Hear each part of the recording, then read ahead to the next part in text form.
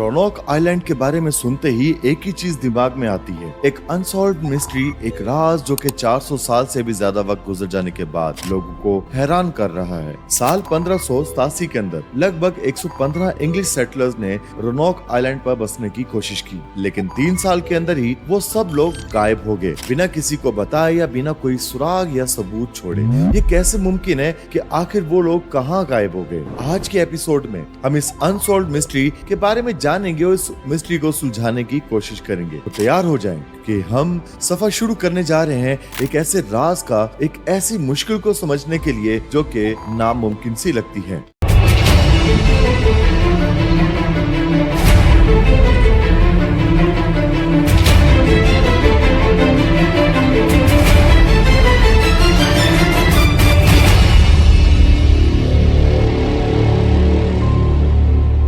ये सब कुछ शुरू हुआ था साल 1587 में, जब सर वॉल्टर ने एक मिशन लॉन्च किया और एक नई दुनिया में बसने का फैसला किया। इंग्लैंड अपनी टेरिटरी को बढ़ाना चाहता था और नए रिसोर्स की तलाश के अंदर वो अपनी कंट्री को और भी ज्यादा फैलाना चाहते थे और स्पेन को एक कड़ा जवाब भी देना चाहते थे, क्योंकि स्पेन ऑलरेडी अपनी टेरिटरी को बढ़ाता चला जा रहा था। इसी सपने को साकार करने के लिए 115 लोगों को एक नई जगह पर बसने के लिए भेजा गया, रोनोक आइलैंड। ये लोग सपने लेकर आए थे नए जीवन के, ये लोग सपने लेकर आए थे नई शुरुआत के, लेकिन उनके साथ एक अजीब सी बेचैनी थी, एक अनजान जगह का डर, एक अनजान लोगों के साथ मिलने का डर। ये सब लोग रोनोक आइलैंड पर पहुंचे तो उन्होंने तुरंत ही एक कॉलोनी की स्थापना की। एक छोटा सा गांव और कुछ मकान वगैरह इन्होंने बनाना शुरू कर दिए और उनके साथ उनका हौसला था। लेकिन ये एक आसान सफर नहीं था। रोनोक एक आइसोलेटेड आइलैंड था जहां पर कोई भी मदद आसानी से नहीं मिलती थी और ना ही कोई आसपास में इंग्लिश सेटलमेंट थी जो इनकी कोई हेल्प कर पाती।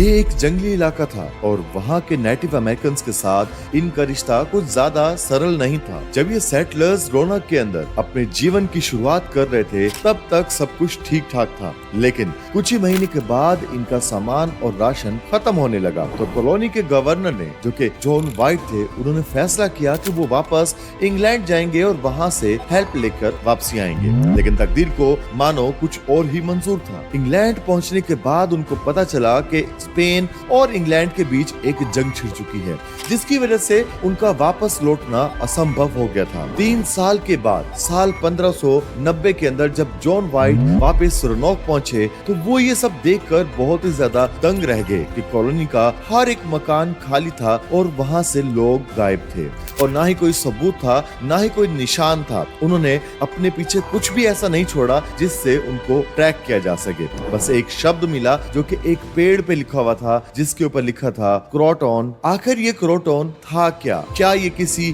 ट्राइब का नाम था या किसी जगह का नाम था? ये राज एक नई पहेली बन के उनके सामने आ चुका था। क्रोटॉन शब्द मिलने के बाद कई थ्योरीज सामने आने लगी। सबसे पहली थ्योरी निकल कर ये आई कि ये लोग शायद क्रोटॉन आइलैंड की तरफ चले गए होंगे, जो कि रोनोक आइलैंड से थोड़ा ही दूर था। वहाँ एक फ्रेंडली नेटिव अमेरिकन ट्राइब था जो कि क्रोटॉन कहलाते थे। क्या ये लोग उनके साथ मिलकर रहने लगे थे?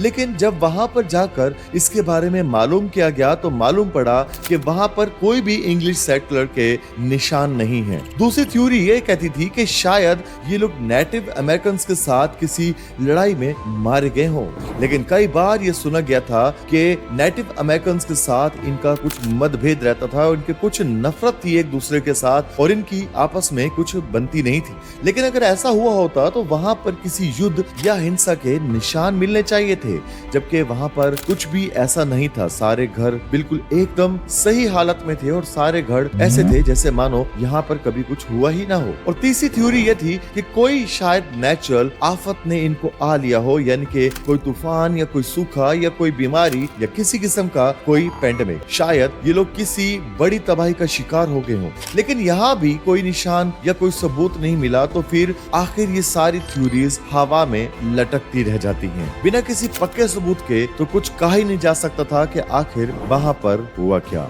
लेकिन लोगों ने कभी भी अपनी उम्मीद उम्मीद नहीं छोड़ी और इस मिस्ट्री को सॉल्व करने की कोशिश करते रहे। आज भी कई रिसर्चर्स और हिस्टोरियंस इस काम पर लगे हुए हैं। कुछ साल पहले एक खुदाई में कुछ नए सबूत मिले थे, कुछ पोइट्री के टुकड़े, कुछ मेटल्स के टूल जो कि क्रोटन आइलैंड के पास मिले थे। क्या ये इस बात का सबूत है कि वो सेटलर्स क्रोटन आइलैंड चले गए थे? इसके अलावा डीएनए टेस्टिंग भी वहां पर की गई, जिसमें नेटिव अमेरिकन ट्राइब्स के जो बकाए बचे हुए लोग थे उनका डीएनए मैच किया गया और वहां से भी सबूत मिलने के चांसेस हैं, लेकिन अभी तक वहां से भी कोई राज सामने नहीं आया। ये मिस्ट्री सुलझने का नाम ही नहीं ले रही और आज तक इसका कोई भी जवाब नहीं मिला। तो दोस्तों, रोनोक आइलैंड एक ऐसा राज है जो कि हमेशा राज ही रहेगा। ये शायद ये स्पेकुलेशंस कभी भी सच साबित नहीं होंगी और ये कभी कहानियों से बाहर आ नहीं पाएगा। ये आज भी किसी को पता नहीं चला कि वो 115 इंग्लिश सेटलर्स आखिर गए कहां। क्या उनको धरती खा गई या उनको कोई आसमान निगल गया?